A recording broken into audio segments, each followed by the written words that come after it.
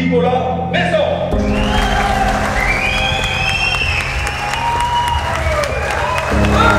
Enfin! J'étais en train d'écouter les bêtises des autres qui sont passés avant. Et ma préférée, c'est quand même celle de Sonia Backès. Comment ça?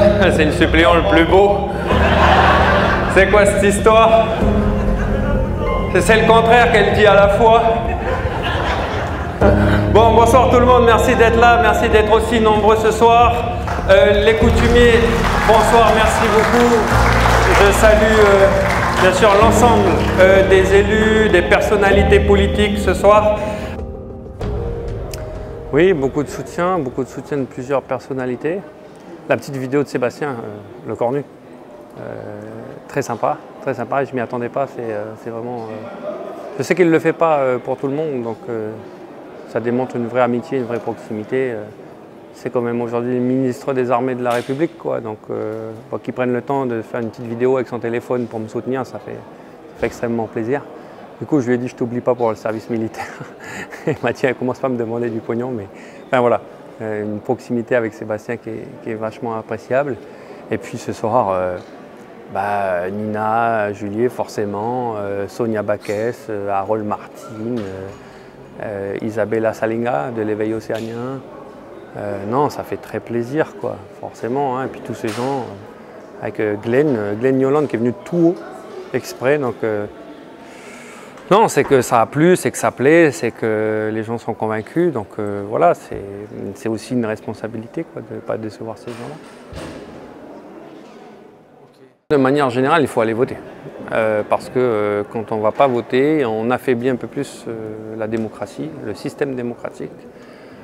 Et j'ai peur que si on continue de l'affaiblir, un jour, la démocratie n'existe plus et que sans qu'on s'en aperçoive, un nouveau système se mette en place.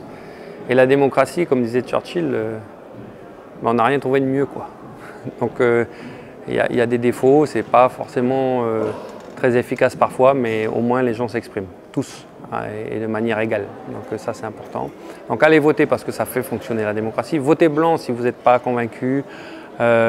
Votez nul si vous êtes en colère. Mais intéressez-vous parce qu'il y a vraiment plusieurs nuances en plus. Le fait qu'il y ait plusieurs candidats, ça donne vraiment la possibilité de se retrouver dans un ou dans l'autre.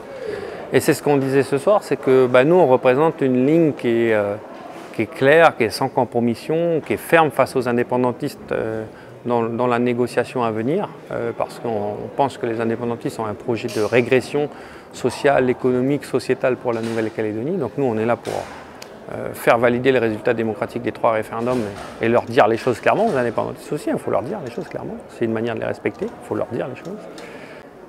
Et puis il y avait cet enjeu national aussi, ce qu'a rappelé Sébastien Lecornu, c'est-à-dire que la Calédonie doit donner la majorité au président de la République parce qu'il a fait le boulot chez nous, parce qu'il continue à vouloir faire le boulot pour la Calédonie française.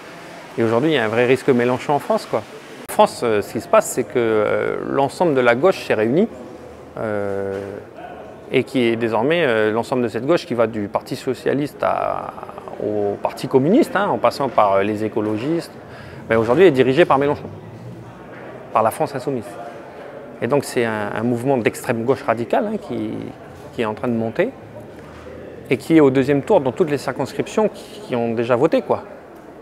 Et qui peut aujourd'hui faire basculer l'Assemblée nationale en faveur de Jean-Luc Mélenchon.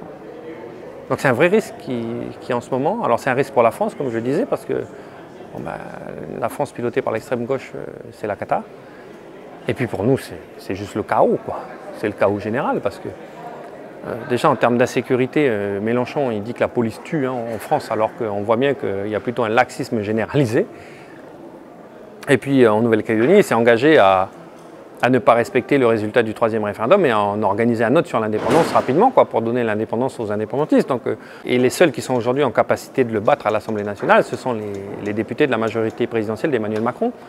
Donc ce que je dis, c'est qu'à la limite, cette élection, elle me dépasse moi, elle me dépasse l'Union loyaliste même. C'est le choix de la France, c'est le gouvernement français à un moment de transition de la Nouvelle-Calédonie.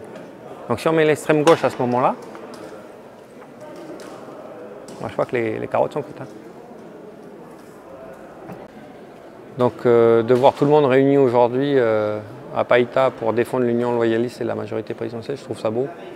Je trouve que ça veut aussi dire qu'on a su écouter les Calédoniens qui nous ont dit depuis des années réunissez-vous, réunissez-vous, réunissez-vous. Et on l'a fait. Donc je suis très, très honoré, très touché et puis très heureux pour mon pays, parce que c'est pas moi qui compte, c'est le pays. Très heureux pour mon pays que tout le monde ait réussi ce pari-là. Voilà, donc une belle campagne, des Calédoniens toujours très sympas, très accueillants partout où on a été, une équipe de campagne dynamique, des militants au diapason, une entente entre tout le monde, enfin voilà.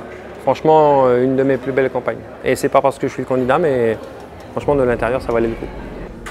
Donc écoutez, hein, c'est très simple, le 12 et le 19 juin, allez voter. Allez voter pour l'Union loyaliste, pour la majorité présidentielle, pour Willy et Nico. Allez voter.